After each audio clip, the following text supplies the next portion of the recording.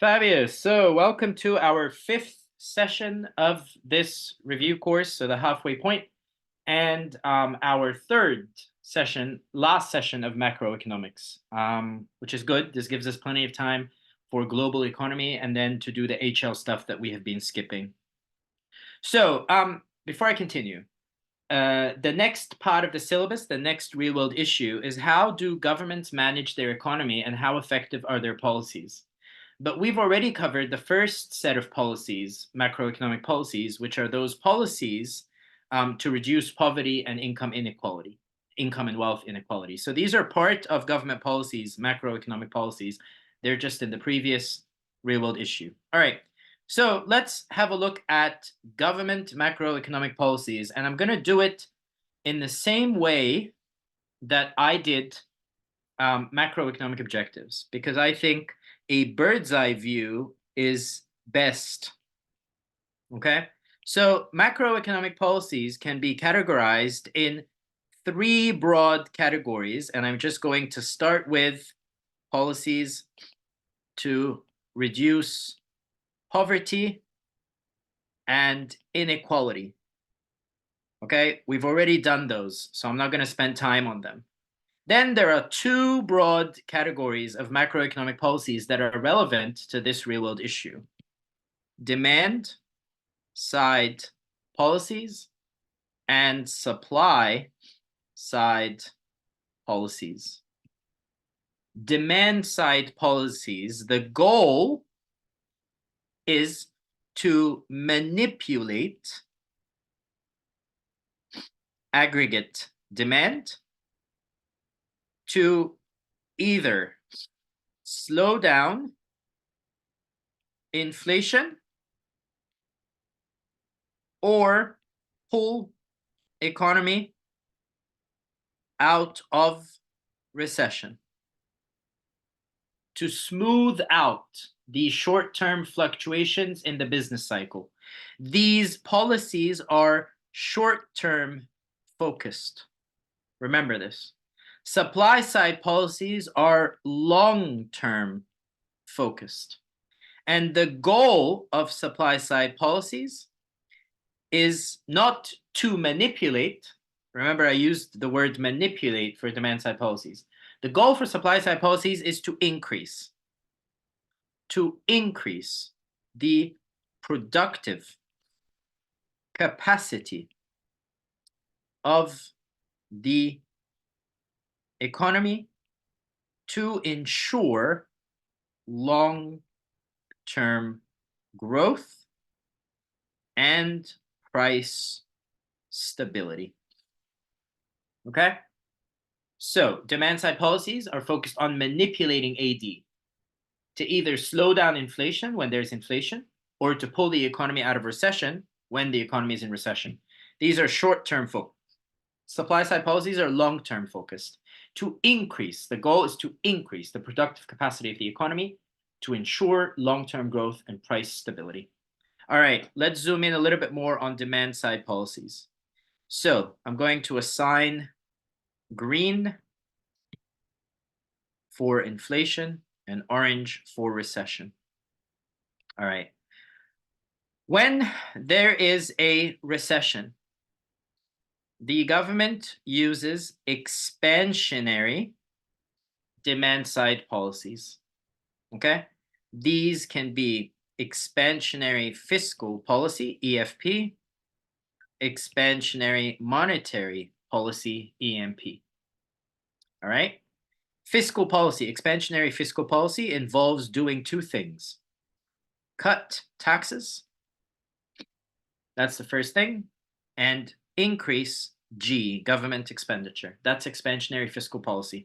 So expansionary fiscal policy is a demand side policy aimed at pulling the economy out of recession by cutting taxes and increasing government expenditure.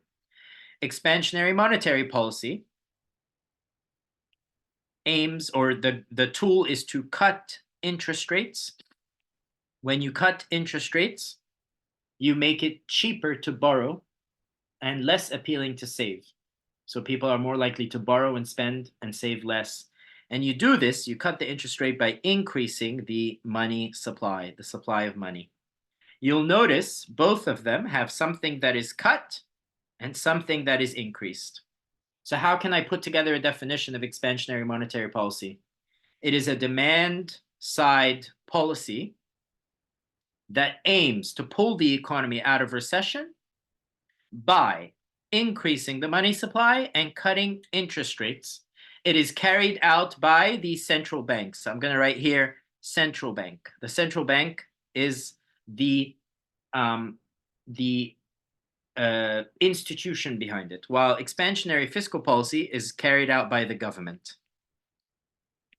It's usually the parliament or the Congress of the country. Okay? Recognize that the central bank is an independent authority. Even though the central bank is a government institution, it's apolitical. It's not political. It's independent of politics. So we treat it as an independent authority. All right? So that's expansionary policy. Expansionary policy is employed during a recession to pull the economy out of recession. Fabulous. Now, when there is inflation, the government will adopt what we call contractionary policies. There is contractionary fiscal policy and contractionary monetary policy. Now, everything's the opposite. Instead of cutting taxes, which you do when there's expansionary fiscal, you raise taxes. Instead of increasing government expenditure, you decrease government expenditure. By doing this, you're going to decrease AD and slow down any demand pull inflation. Contractionary monetary is carried out by the central bank. Instead of cutting interest rates, which is what we do during expansionary monetary, the central bank raises interest rates, which makes it more expensive to borrow and more appealing to save. And the central bank will decrease the money supply. Okay? You can see both expansionary policies involve cutting something and raising something. Contractionary policies as well, raising taxes and interest rates, cutting government expenditure, and decreasing the money supply. Okay? So how can you formulate a definition of contractionary fiscal policy? It is a demand-side policy used to slow down inflation by raising taxes and cutting government expenditure or decreasing government expenditure. What about contractionary monetary? How can we define it? It is a demand-side policy used in the short term to slow down inflation by raising interest rates. That was not my intention. To raising interest rates and decreasing the money supply. Okay? Remember, once again, contractionary fiscal is carried out by the government. We just say government, but contractionary monetary, try to avoid using the word government and use the word central bank. It's carried out by the central bank. The central bank is apolitical. Yes, it's part of the government, but it's apolitical. All right? Fabulous. Now, some tips and tricks. Okay? All right. So, when we talk about expansionary policies, it's always better. Notice I'm saying it's better, but I'm not saying it's wrong if you don't do this. It's always better to use the Keynesian model, because Keynesians hate recessions. They hate unemployment. Okay, that is what they believe is the worst affliction, the worst disease that an economy can suffer from. Okay, so it's always better when discussing expansionary policies to use the Keynesian model. Okay, what do I mean by this? So here you go, expansionary policy. This is the diagram I would recommend you draw. Because Keynesians are really big on pulling the economy out of recession. Okay, fabulous. Keynesians hate recessions. When discussing contractionary policies, on the other hand, use the new classical and monetarist, because those economists, new classicals and monetarists, believe that recessions will self-correct. Don't worry about recessions. Focus on inflation. So it's always better when you are discussing contractionary policies to use the monetarist neoclassical. Now, you might be thinking, well, what if I forget and I use the other model whenever? You're not going to lose marks. It's just sophisticated. It shows the examiner that you understand that Keynesians, they believe recessions are the worst thing that can happen to an economy because during a recession, unemployment is high. Keynesians are scared of unemployment. That's their boogeyman. Okay? While neoclassicals and monetarists, their boogeyman is inflation. So whenever you're discussing contractionary policies, it's always better. It doesn't mean the other option is incorrect. It just means that you understand those nuances. All right, questions about demand side policies before I move on? I have a question in regards to like the HL part of it. Yes, Would it be discussed in a later session or like would we go over it today? which HL part? For monetary policies, so The like quantitative policies. easing and like like lending rate. These all we will do in the HL part when we're done with the whole syllabus. Okay, okay. So Okay, what I'm thank going you. to do is I'm going to have 1 or 2 sessions or maybe an extra half hour tagged along each session where I'm going to ask the SL students to leave. They don't have to be here. And then I'll focus on, so don't worry, I'll review all the HL stuff we will do as I promised. Even if I have to schedule extra sessions, I will. All right, thank you. Okay? All right. But for now, I just want you to get an overview so that you can see the bird's eye view. So any questions about demand side policies other than the HL part? Fabulous. Okay, now there are some things I have to mention. Okay, demand side policies, so we'll call them DSPs, can also have what we call supply side effects. So recognize that even though demand side policies are demand side policies, they can have supply side effects. For example, let's see some examples. Cutting the interest rate will increase investment, which in the short run will increase AD, and in the long run will increase LRAS, because investment involves the creation of new capital. And that means in the long run, there will be an increase in the quantity and quality of capital, which will also increase LRAS.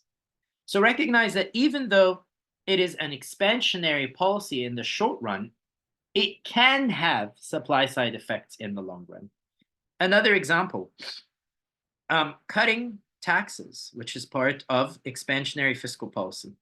It will increase C and I in the short run, which increases AD. And in the long run, cutting taxes is part of market-based supply-side policies. Okay?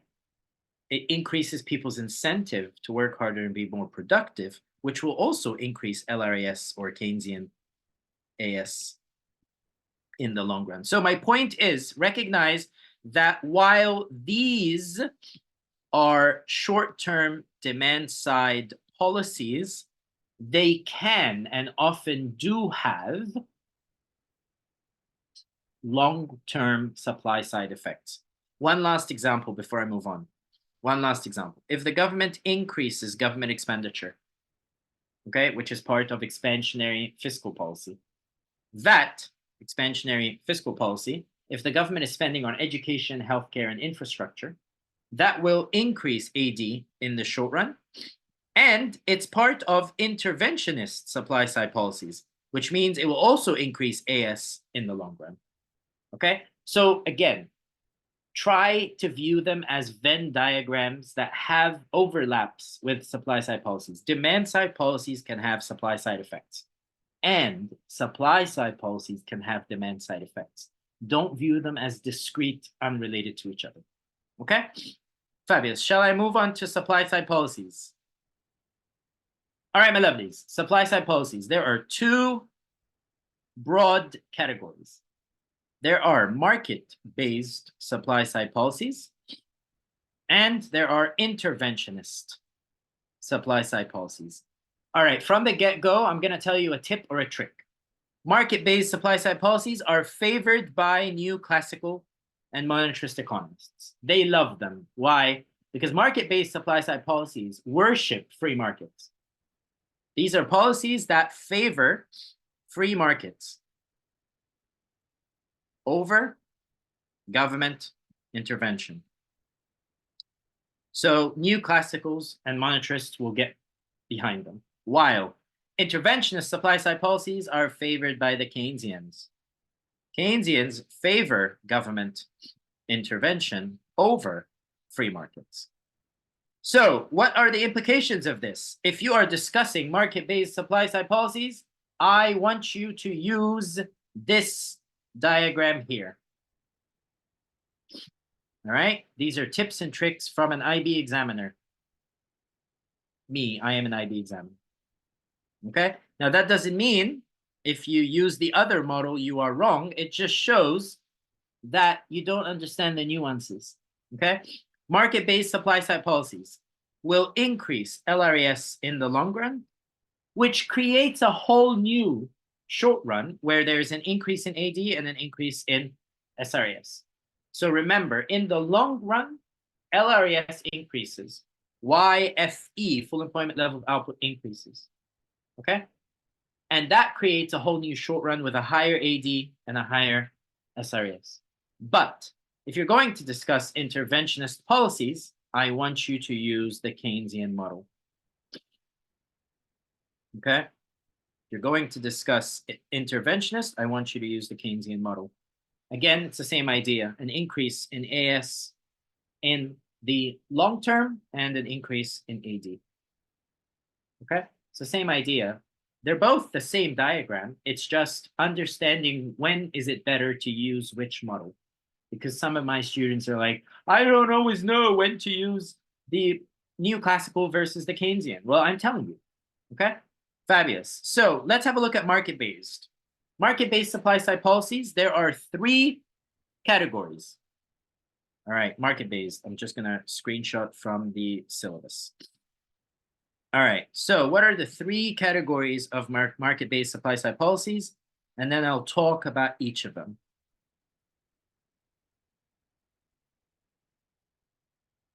Give me 1 second.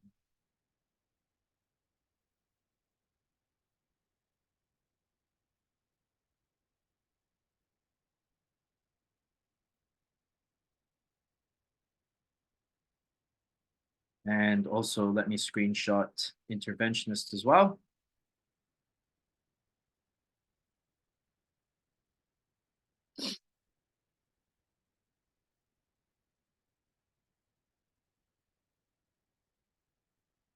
All right, so let's start with market-based. So the 3 categories of market-based policies are policies to encourage competition, labor market policies, and incentive-related policies. So what are the buzzwords? Competition, labor market, incentive. All right, what are the policies to encourage competition? Let's go over each one of them. Number 1, deregulation, which is to remove or reduce excessive regulations on markets. This will allow more businesses to enter the market and will encourage competition. More competition means lower prices, more efficiency. The economy grows and expands in the long run, and the productive capacity expands. So that's deregulation. What's the trade-off? Well, a lot of these regulations are designed to protect workers and the environment. Okay, so when you deregulate markets, it might be pro-business, but it's very anti-worker and anti-environment. Number 2, privatization. This happens when the government sells public enterprises to the private sector. Again, it's the same idea. When you sell public companies or public enterprises to the private sector, that gives them a profit motive, which allows them to be more efficient more competitive, right? It expands the productive capacity of the economy in the long run. But it might lead to workers losing their jobs. Again, they're very pro-business, anti-worker, okay? It might also lead, in the interests of efficiency, more exploitation of the environment. Trade liberalization. Trade liberalization is basically the removal of trade barriers like tariffs, quotas, subsidies, export subsidies. These trade barriers that make it hard to trade with other countries, remove them. Okay? That will expand, in theory, the productive capacity of the economy in the long run. And anti-monopoly regulation. Monopolies create welfare losses. Monopolies restrict output and charge higher prices. So by regulating monopolies and allowing more competition, you're encouraging more efficiency. Fabulous. These are all policies designed to increase and encourage competition. All right, let's move on to labor market policies. Reduce the power of labor unions, reduce unemployment benefits, and reduce or abolish or get rid of the minimum wage. These are the labor market policies. These are designed to make labor market more flexible. It's all about increasing the flexibility of labor markets by lowering the power of labor unions, because labor unions often negotiate higher wages for workers and more protections. Okay, by weakening their power, you're allowing the labor market to be more flexible, which is pro-business but anti-worker. I'm going to put this idea here. Pro-business, but what is the trade-off? They're anti-worker. They leave workers vulnerable. Reducing unemployment benefits. The whole idea is if your unemployment benefits are very generous, that doesn't give people an incentive to go back to employment. It makes them more picky about what job to accept. Okay? But if you reduce unemployment benefits, that gives people an incentive to join the labor market, even if the job that they get is less than ideal. Okay? And abolish minimum wages, which is, again, pro-business, anti-worker, because the minimum wage is designed to protect the vulnerable workers that are more likely to be exploited and taken advantage of. So you can see how these are very heartless policies. They're very cold and calculated. They're very pro-business and anti-worker. All right, incentive-related policies. Cutting personal income tax, cutting business tax, and capital gains tax. All of these are also part of expansionary fiscal policy because they cut taxes. So they will increase AD in the short run and increase LRAS in the long run. Okay? So remember, market-based supply-side policies, there are 4 designed to encourage competition, 3 designed to make the labor market more flexible, 2 designed to increase incentives. These are market-based supply-side policies. All of them, in theory, what they will do is increase LRAS in the long run and create a new short run with a higher AD and a higher SRAS. Any questions about market-based supply-side policies, my friends? Are we good? Yeah. Fabulous. Now remember, again, just like we said, demand-side policies can have supply-side effects. It works the other way around. Supply-side policies can also have demand-side effects. And I gave you this example here. The example that I used here is this one. Incentive-related policies, by cutting taxes on workers, businesses, capital gains, will increase AD in the short run and LRAS in the long. All right, let's move on to interventionist. Okay, remember, these are favored by Keynesians. They all include increasing government expenditure on, which means they have demand side effects as well. They increase AD because they're part of expansionary fiscal policy. Increasing government expenditure, but not just any government expenditure. Expenditure on education and training, access, the quantity, quality, and access to healthcare, research and development, infrastructure, and industrial policies. All of these interventionist policies involve increasing government expenditure. So they are part of expansionary fiscal policy in the short term. All right, education and training and access to healthcare will basically improve the human capital in the economy, which increases the productive capacity in the short term. Research and development will lead to more innovation and new technologies. Provision of infrastructure like public goods and merit goods. Also, education and healthcare are all merit goods as well. Okay, so this is quite relevant to merit goods and public goods as well. Education is a merit good, healthcare is a merit good, infrastructure can be a merit or a public good, depending on whether it's non-excludable and non-libelous. Okay, so all of these things will expand either the physical capital or natural capital or human capital of the economy. By doing this, this will increase the productive capacity, make workers more productive, and the economy will grow in the short term.